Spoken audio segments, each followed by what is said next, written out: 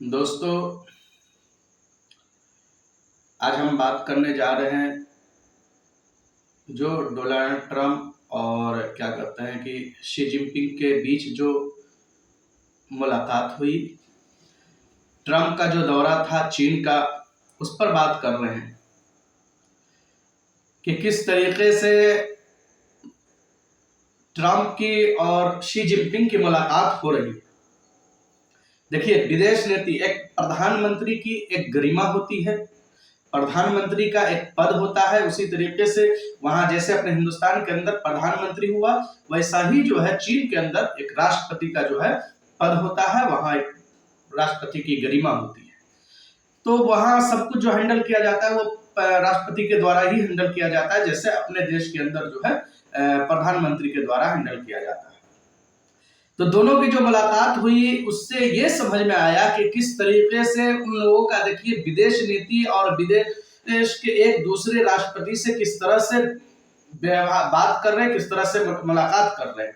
चीन ने दुनिया को बता दिया कि हम जो है अपने आप को, मतलब वो कितने जो सुपर पावर, जो अमेरिका जो अपने आप को सुपर पावर कहती है और अमेरिका अपने आप को जो है दुनिया की सुपर पावर और अपना धौंस जमाती है, वो चीन ने ये साबित कर दिया कि आप जो है चीन के सामने सुपर पावर नहीं है, भले किसी के सामने हो।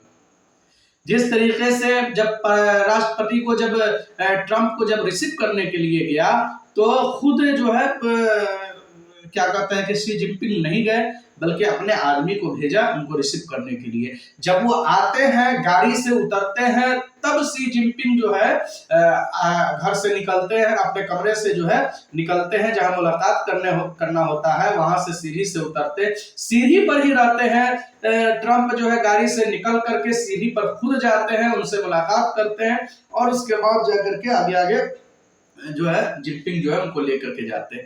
तो वो ये बताया अपने चाल ढाल और अपने व्यवहार से, और विदेशी मुद्दे पर, हाँ, ताइवान वाले मुद्दे पर उन्होंने पहले ही चेता दिया कि इस पर हम कोई बात करने नहीं जा रहे हैं, किसी तरह का कोई समझौता करने नहीं जा रहे हैं। इसलिए ट्रंप का ये लहजा, ट्रंप का जो है वहां जाना आना, ये सब बता रहा था कि किस तरीके से शी जिनपिंग के आगे बिल्कुल सरेंडर हो चुका है। बताइए, हमारे प्रधानमंत्री हैं, जब किसी से मुलाकात करते हैं तब कोई 2 कदम चलते हैं, तब प्रधानमंत्री 4 कदम दौड़ करके उनके गले पड़ जाते हैं।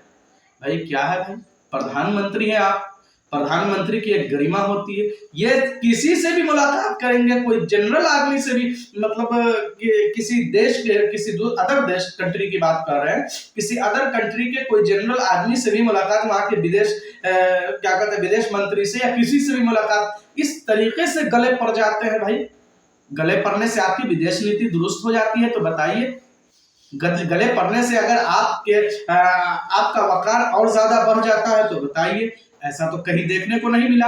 आप जो है क्या करते हैं कि 2014 से लेकर के 2026 तक आप जिनके जिनके गले पड़े हैं, किसी से भी आपका जो है बात विचार सही नहीं।